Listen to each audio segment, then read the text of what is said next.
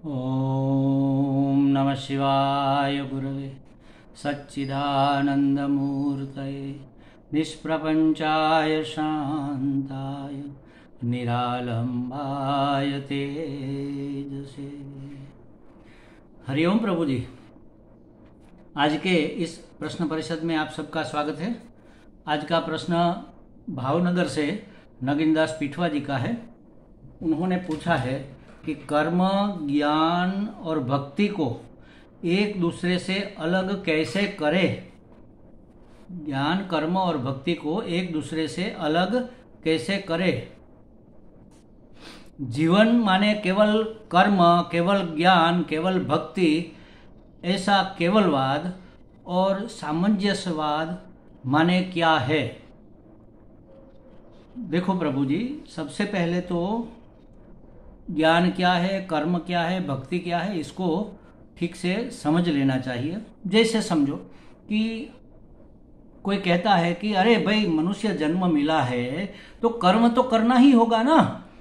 तो जब यह बोला जाता है कि नहीं नहीं, कर्म तो करना पड़ेगा ना, कर्म किए बगैर तो कोई रह नहीं सकता। भगवान भी कहते हैं गीता जी में कि स्वभावगत मनुष्य जन्म में कोई भी कर्म किए बगैर रह नहीं सकता। कर्म किए बगैर तुम्हारे पेट का पोषण भी नहीं होगा, तुम्हारा भरण पोषण भी नहीं होगा, तो कर्म तो करना ही पड़ेगा। तो जब हम ये कहते हैं कि कर्म करना पड़ेगा, कर्म करना चाहिए, तब क्या हम ये कहते हैं कि निषिद्ध कर्म करो? तब क्या हम ये कहते हैं कि प्रतिषिद्ध कर्म करो, प्रायश्चित कर्म करो? तब हम यही कहते हैं कि कर्म करो, उसमें सिर्फ दो विभाग होने चाहिए, या तो सकाम कर्म करो या निष्काम कर्म करो। अगर तुम्हें अपनी कोई कामना की पूर्ति करनी है तो उसके लिए कर्म करना पड़ेगा। अपनी कामना की पूर्ति के लिए कर्म करो, तो संकल्प करके कि मुझे इस लक्ष्य को प्राप्त करना है और इसके लिए मैं यह कर्म करता हूँ, ये मन में संकल्प बनता है। और फिर जब हम करते हैं संकल्प पूर्वक, तब उसको कहते हैं सकाम कर्म।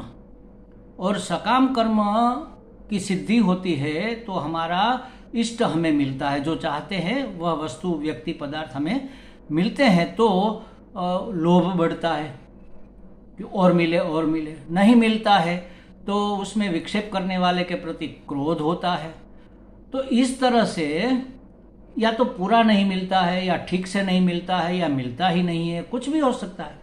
तो इस तरह सकाम कर्म समस्या उत्पन्न करने वाले हैं, बंधन उत्पन्न करने वाले हैं, पीड़ा पैदा करने वाले हैं, राग द्वेष को दृढ़ करने वाले हैं। तो शास्त्र ने कहा कि कर्म करो, फल की चिंता मत करो। तुम्हें जो करना है, तुम्हारे हिस्से में जो आया है वह करो।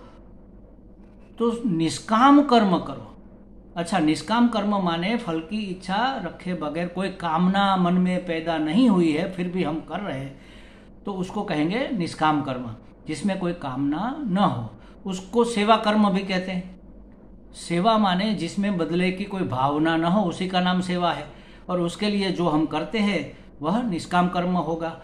तो सेवा भज सेवायाम, ऐसा एक निरुक्त है कि सेवा माने भजन करना। तो भक्ति और सेवा कर्म एक हो गए। कहाँ अलग रहे कर्म और भक्ति? और भक्ति पूर्वक, भक्ति माने विभक्ति नहीं, इसी का नाम भक्ति। जुड़े रहना, परमात्मा से जुड़ना, इसी का नाम तो योग भी है। योग माने युंज धातु से जो बना है योग शब्द, उसका अर्थ है जुड़ना या जुड़े रहना। तो भक्ति माने आदर पूर्वक, अहोभाव पूर्वक परमात्मा से जुड़े रहकर उसकी प्रसन्नता के लिए, उसकी प्रेरणा से हमारे हिस्से में जो जो काम आया है उसको करना, इसका नाम है निष्काम सेवा कर्म। इसी का नाम तो भक्ति है। तो कर्म और भक्ति एक हो गए, और उसमें हमें कामना नहीं रखनी है, भगवान की प्रसन्नता के लिए ही करना है। इस भान का नाम ही तो ज्ञान है। तो ज्ञान, कर्म, भक्ति सामंजस्य तो है। ऐसे इस अर्थ में तो आपने कहा सामंजस्यवाद क्या है, तो यही सामंजस्यवाद समझ लो, यही सामंजस्य है। और केवलवाद माने क्या है? तो कर्म कभी हमें परम की प्राप्ति नहीं करा सकते, कर्म कभी हमें नित्य की प्राप्ति नहीं करा सकते, कर्म कभी हमें प्राप्तस्य प्राप्ति नहीं करा सकते, कर्म हमें परम सत्य की प्राप्ति नहीं करा सकते, कर्म हमें पूर्णत्व की प्राप्ति नहीं करा सकते। क्यों नहीं करा सकते? क्योंकि कर्म स्वयं अधूरा आधा है, तो वह पूर्ण कैसे प्राप्त कराएगा? कर्म स्वयं एक समय शुरू होता है, दूसरे समय पूरा हो जाता है, नष्ट हो जाता है, खत्म हो जाता है। तो जो खत्म होता है, नष्ट होता है, वह अविनाशी की प्राप्ति कैसे करा सकता है? साधन ही परिचिन्न है तो अनंत की प्राप्ति कैसे होगी? तो ज्ञान माने परमात्मा ऐक्य, आत्म परमात्मा ऐक्य, ब्रह्मात्मा ऐक्य का नाम ज्ञान है। सब कुछ ब्रह्म है, सर्वम खल्विदम ब्रह्म वासुदेव सर्वमिति, इस प्रकार का जो ज्ञान है वह रियलाइज करने के लिए कोई कर्म की जरूरत नहीं है। सिर्फ विवेक वैराग्य युक्त अंतःकरण से सद्गुरु का सानिध्य, सद्गुरु का उपदेश मिलने से ही यह ज्ञान होता है। क्योंकि यह प्राप्तस्य प्राप्ति है ना, हम है ही, पूर्ण हमें होना नहीं है। जो हम चाहते हैं, जो प्राप्त करना, जो होना, वह वास्तव में हम है। हम आनंद चाहते हैं तो हम आनंद स्वरूप है। हम मरना नहीं चाहते, हम जीवंत रहना चाहते हैं तो अमर स्वरूप हम है, सत्य स्वरूप है। हम सर्वतंत्र स्वतंत्र रहना चाहते हैं, हम चित्त स्वरूप है। ज्ञान को, प्रकाश को कोई बांध नहीं सकता। तो जो हम चाहते हैं वह तो हम है ही। ऐसा ज्ञान कर्म से मिलने वाला नहीं है। और भक्ति तो दोनों में जुड़ी रहती है, कर्म के साथ भी और ज्ञान के साथ भी। शरणागत हुए बगैर ज्ञान होगा नहीं। हमने कई बार एक उदाहरण दिया है कि एक लड़का एक वृक्ष के नीचे खड़ा था। उसने देखा कि आम का वृक्ष है और सरस मोटे मोटे आम लटक रहे। एक आम थोड़ा नीचा था। उसने सोचा मैं कुदी लगाकर उस आम को पकड़ लूं और फिर खाऊं। तो वो कुदी लगाने लगा, कूदने लगा जोर जोर से, थोड़ा सा, बस इतना सा दूर रह जाए, उसका हाथ ना पहुंचे। बार बार कुदी लगाए लेकिन हाथ नहीं पहुंचता है। वह कर्म कर रहा है, प्रयत्न कर रहा है, परिश्रम कर रहा है और बहुत निष्ठा से संकल्प पूर्वक कर रहा है, लेकिन उसको परिणाम प्राप्त नहीं हो रहा है। उसी वक्त वहां से कोई सज्जन निकले। उसने देखा, उसने पूछा कि बेटे क्या कर रहे हो, क्या तुम्हें आम चाहिए? उसने कहा हाँ अंकल, मुझे ये आम चाहिए लेकिन मेरा हाथ नहीं पहुंच रहा है। तो उस बुजुर्ग ने, उस सज्जन ने उस लड़के को उठाया, ऊपर उठाकर ऊंचा किया।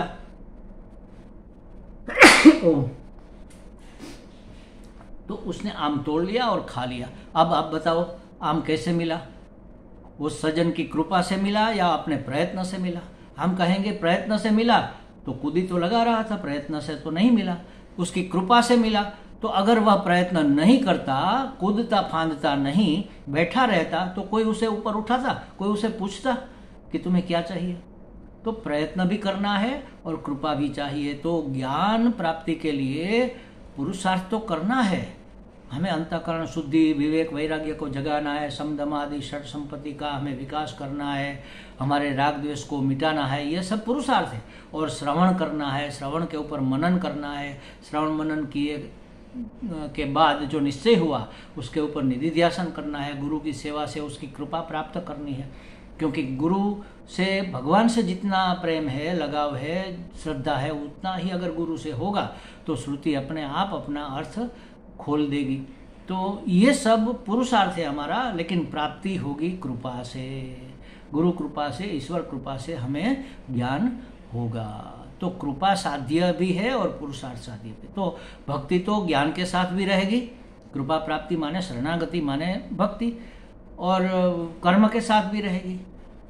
तो भक्ति एक ऐसी कड़ी है जो तीनों को जोड़ती है। भक्ति इस तरफ कर्म के साथ जुड़ी है और इस तरफ ज्ञान के साथ जुड़ी है, और दोनों के साथ जुड़कर ऐसी तीन की एक चेन बनी है। तो ज्ञान कर्म भक्ति कोई अलग अलग कहने के लिए कह सकते हैं, वास्तव में नहीं है। कुछ न कुछ करना ही पड़ेगा। तो कर्म हम छोड़ नहीं सकते। हाँ, सकाम कर्म छोड़ सकते हैं, हमें सकाम कर्म नहीं करने हैं। कोई चीज प्राप्ति करने के लिए, क्या करने के लिए हम कुछ करें? कुछ करना धरना तो है नहीं। तो बैठे हैं तो बैठना भी तो कर्म है। ब्रह्म विचार कर रहे हैं, ये भी एक वैचारिक कर्म है। ध्यान कर रहे हैं ये भी एक कर्म है, आंख ऐसे मूंद रहे खोल रहे हैं तो ये भी कर्म है। कर्म तो रहेगा ही, लेकिन परमात्मा की शरणागति के साथ परमात्मा का सानिध्य में रहकर जो होता है तो वह भक्ति हो जाती है। और पुरुषार्थ अगर परम की प्राप्ति का है, अंतःकरण शुद्धि का है, तो वह परम पुरुषार्थ हो जाता है, मोक्ष पुरुषार्थ हो जाता है। इस तरह से कर्म, ज्ञान और भक्ति एक दूसरे से अलग नहीं है, अलग दिखते हैं। कर्म करना अलग चीज है, भक्ति करना अलग चीज है, ज्ञान प्राप्ति अलग चीज। 3 मार्ग है ये, ऐसा कहा जाता है परमात्मा प्राप्ति के 3 मार्ग। वास्तव में 3 मार्ग नहीं है, एक ही मार्ग है, 3 पड़ाव है। कर्म करते करते करते, निष्काम कर्म करते करते जैसे ही अंतःकरण शुद्धि होगी, भक्ति के साथ कर्म होगा तभी अंतःकरण शुद्धि होगी। शुद्धि तो होगी, पवित्रता भी होगी। पवित्रीकरण तो भक्ति से ही होता है। तो कर्म भक्ति के साथ करते करते पहला पड़ाव पास किया, फिर उपासना की, मन के चांचल्य को दूर किया, भगवान का सानिध्य स्वीकार किया, शरणागति स्वीकार की, भगवान की अनुकंपा का एहसास किया, फिर आगे बढ़े। तीसरा कदम आया ज्ञान का। तो उसी तरह एक के बाद एक ये स्टेप है, लेकिन कोई स्टेप ऐसा नहीं है कि अकेला है।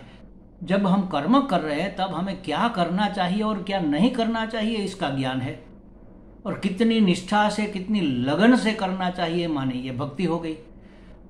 जब हम भक्ति करते हैं मतलब उपासना करते हैं, तब हमें किसका ध्यान करना, कैसे करना, क्यों करना, इसका ज्ञान है। और कर रहे हैं मतलब कर्म भी है उसमें, और ज्ञान में भी अंतःकरण शुद्धि कर रहे हैं, उसके लिए पुरुषार्थ कर रहे हैं, तो उसमें भी कर्म है। भक्ति तो है ही है, और ज्ञान के लिए मतलब तीनों वैसे अलग अलग मोटे मोटे तौर पर अलग अलग स्टेप है। 1 2 3 ऐसे एक ही मार्ग के 3 पड़ाव है, लेकिन तीनों वैसे साथ चलते हैं। जैसे हमारे शरीर में कफ पित्त वात ये 3 विकार है, या तो ये कह लो कि माया के 3 गुण, सत्व रजस तमस 3 गुण है, लेकिन तीनों सम नहीं है, किसी एक की प्रधानता होती है। जब तमस की प्रधानता होती है तब हम सोते हैं, आलस्य आता है, प्रमाद होता है। जब रजस की प्रधानता होती है तब हम बैठ नहीं सकते, कुछ ना कुछ करने का मन होता है, कूदते हैं, फांदते हैं, हिलते हैं, डुलते हैं, कोई ना कोई काम करते हैं। और सत्व की प्रधानता होती है तो शांत प्रसन्न होकर बैठते हैं। तीनों होते हैं, लेकिन किसी एक की प्रधानता होती है और 2 उसके सहायक होते हैं। बस उसी तरह कर्म मार्ग में जब आप होते हो तो कर्म की प्रधानता होती है, भक्ति और ज्ञान उसमें सहायक होते हैं। भक्ति मार्ग में, उपासना मार्ग में जब आप पहुंचते हो तब कर्म और ज्ञान सहायक रहते हैं, और ज्ञान मार्ग में जब प्रवेश हो जाता है तब कर्म भक्ति सहायक रहती है। तो प्रधान कोई ना कोई एक रहता है, कर्म, ज्ञान या भक्ति। तो जिसकी प्रधानता है तब उसको उस मार्ग का मुसाफिर माना जाएगा, उस मार्ग का साधक माना जाएगा। कर्म मुख्य है तो कर्म योगी माना जाएगा, भक्ति मुख्य है तो भक्ति योगी माना जाएगा, ज्ञान मुख्य है तो ज्ञान योगी माना जाएगा। योगी माने जुड़ना, परमात्मा से कर्म के द्वारा जुड़ना माने कर्मयोग, परमात्मा से भक्ति के द्वारा जुड़ना, उपासना के द्वारा जुड़ना माने भक्ति योग, उपासना योग। कर्म के ज्ञान के द्वारा परमात्मा से जुड़ना, ज्ञान को द्वार बनाकर परमात्मा से जुड़े रहना, इसका नाम है ज्ञान योग। तो तीनों 3 भी है और तीनों एक भी है। तो कैवल्यवाद माने तीनों को अलग अलग मानो, जहां जहां उसकी प्रधानता है, तो ये केवल कर्म, केवल भक्ति, केवल ज्ञान हो गया। और सामंजस्यवाद माने तीनों एक साथ जुड़े हुए हैं, इस समझ के साथ चलना, इसको सामंजस्यवाद कहेंगे। तो हमें लगता है कि नगीन दास जी को कुछ स्पष्टता हो गई होगी। हरि ओम।